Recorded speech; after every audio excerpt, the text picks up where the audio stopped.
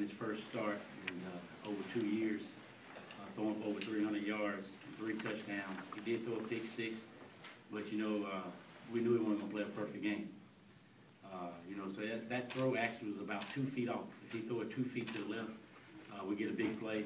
But it just came off his hand, looked wrong to the inside, and the guy made a great play and took it in for a touchdown. You know, you're going to have some adversity in games. It's what are you going to do after adversity strikes?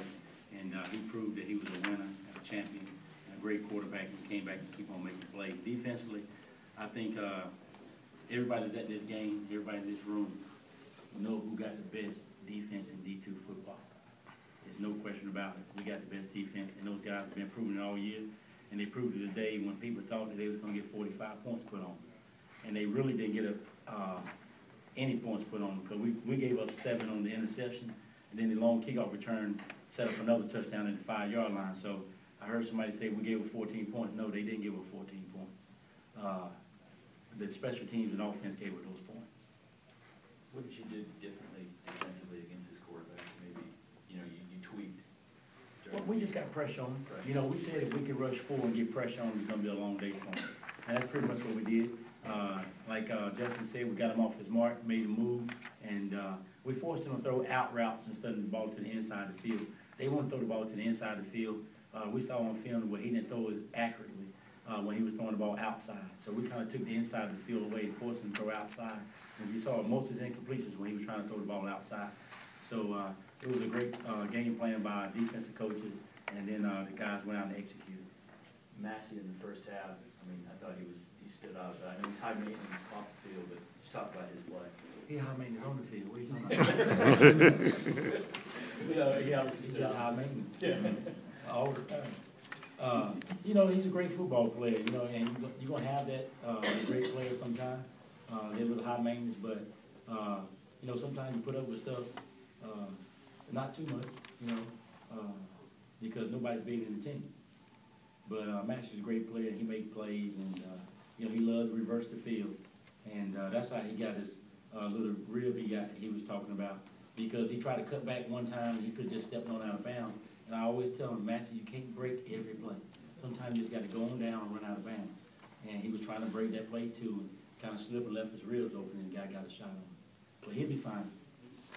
Carlos mentioned that it was like you guys knew what was coming. You said he watched extra film. Did you guys on the sideline feel like, especially Carlos as the captain, that you guys knew what Shippensburg was going to do offensively? We did. The coaching staff did a great job of breaking them down on film by formations, motions, what they like to do. And they've been so successful with it all year that we knew they weren't going to change what they do because they've been doing the same thing all year, but people couldn't stop them. So when they got in certain formations and motions, we knew what plays they was going to run. And we had a couple other keys, too, letting us know when they was pass and run. And so we knew when they was going to run the ball, we knew they was going to pass the ball. And the guys did a great job of flying around executing, but the D-line, the key was the D-line getting pressure. We just bring it forward, and then we can stay back in coverage.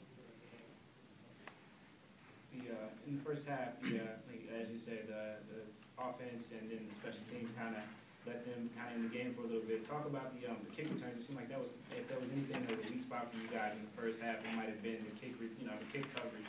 Just talk about, what you guys, what was going on with you guys. Well, one on we pushed, and I don't know how he broke that. He got through there and we missed the tackle, and he was down the side. The other one we kicked it deep, and he returned it on us. We got to do a better job of flying down there. I tell you what, the last 3 or 4 games we played, we've been doing an excellent job on the kick team, and so that's why we went back to kicking it deep again. And but the thing we try to do is once we know that the offense can't move on our defense, then we'll pooch it. And the only way they could score today is we kicked it deep. And so as you can see, after that we start pooching the ball because the offense couldn't score on us. And so no need to give them an opportunity to score by kicking the ball deep. But I think that we had a couple big momentum plays there with Anthony interception to tie the game up. And then we came right back and hit Maxey on the post to regain the momentum. And then on the 3rd down and short, Anthony fumbled. We got interception in the very next play. And so that was 2 big moments in the game where we looked like we was about to go up 21-7. And he fumbles. And then we get it right back, and then we go in and score to go back up 21-7. So those were 2 huge moments in the football game where it looked like they had momentum to get back in the game. We took advantage of it got a turnover, got him in.